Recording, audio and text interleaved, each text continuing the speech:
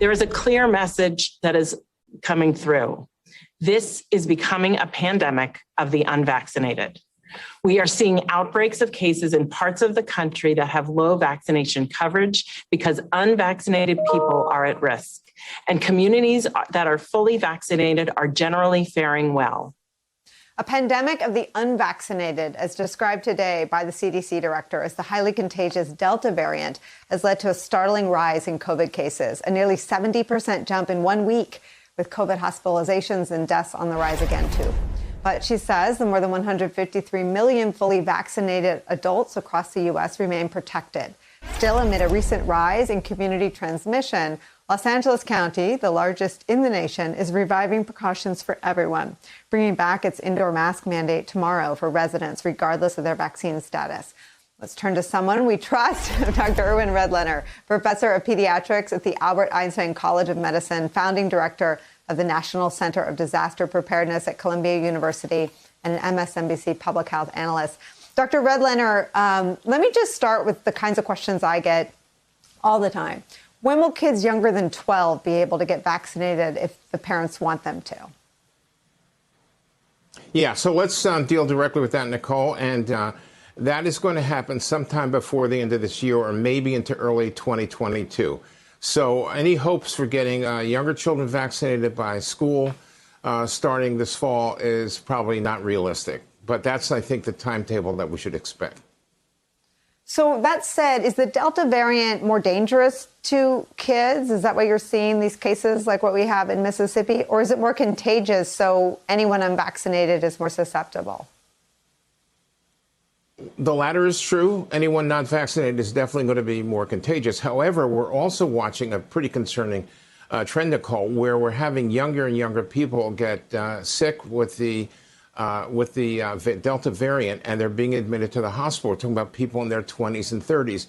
There's absolutely no reason to feel confident that it's going to stop there. And I think we're seeing an early warning sign in places like Mississippi, where officials are saying lots of children are being admitted to the hospital who are really quite sick. That is worrisome to me. It's not high enough number to make me go into panic mode, but I think it's just like an early warning, a shot across the bow here, that we cannot become too complacent about where this is all going, because we just don't know, Nicole. And the other thing is, even if children are not getting very sick, they also can become carriers, which makes people that they may live with or have contact with much more vulnerable to getting ill. So older people, people with immune compromise and so on, who are near these children who may be carriers, is a problem we need to be concerned about.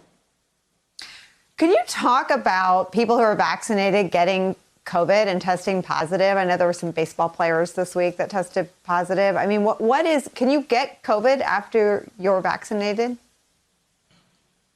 You can, and there's some new data out of the United Kingdom that, in fact, is saying that they're seeing people who have been fully vaccinated getting, a round of COVID.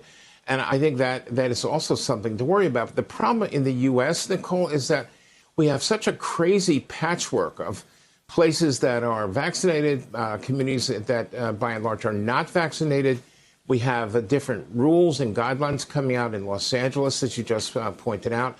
It's nuts looking. You know, it's like we're looking at a map of a completely patchwork, random set of guidelines, of gubernatorial rulings about what's allowed and what's not allowed. Mm-hmm. And I think we look kind of nuts, I'm sorry to say, in a time when we're really re-entering a phase of exacerbation of this terrible pandemic of COVID-19. Yeah, and look, I want to talk about that now. I mean, those are the political contours of our country. And I wanted to get the facts out there because I think we're still starved for information. We're still trying to make the best decisions about what our kids should be doing. We're still trying to make the best decisions about whether we're just going back to our pre-COVID lives in September. And I think what I hear you saying is maybe not so fast. Yeah, not so fast. Here's the thing about this. So if we lived in Israel or the UK or France, there's a national policy, and that policy becomes the guidelines. It may change as conditions change. You know, we get new variants, and that may obviously affect the guidelines. Here, the CDC can make recommendations, establish guidelines, but there's essentially zero obligation for any state or even any city to strictly follow what's put out there. And that's a real problem. It's this disconnect between the science and the policy. We keep saying, well, we're going to be dependent on the science to make decisions. Well, not exactly. Maybe the CDC is, but the rest of the country is not obligated to follow along. So that's why we have such a disorganized, politicized set of agendas around getting the pandemic under control.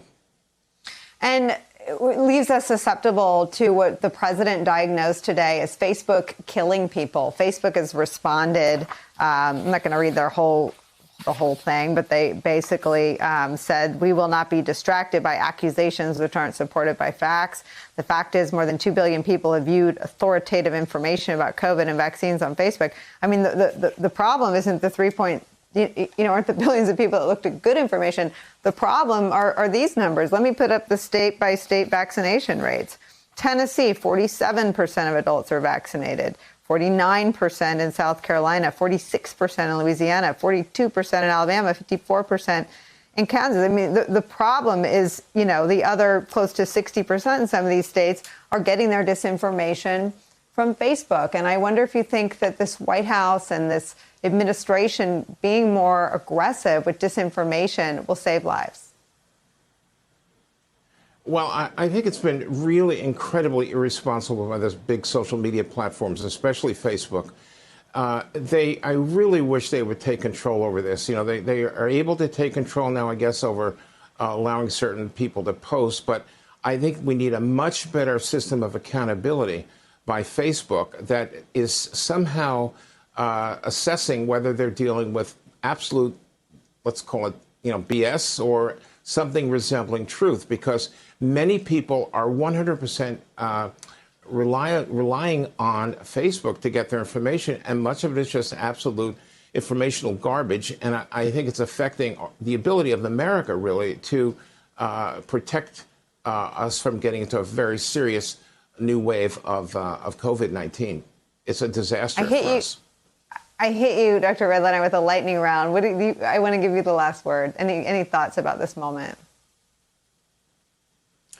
Yeah, I think it really is time. I mean, I wrote an op-ed the other day, which caused me a lot of grief, but I said Joe Biden should call up Donald Trump, if he'll take his call, and tell him to please talk to his constituents, to his fan base, to his followers, whatever you want to call them, and tell them, beg them, for the sake of the country, to get vaccinated. Donald Trump, his entire family got vaccinated. Donald Trump, with Operation Warp Speed, actually made it possible for Joe Biden to have an accelerated path to getting so many people vaccinated. One last thing that Trump could do right now to benefit America is to tell his followers, please get vaccinated.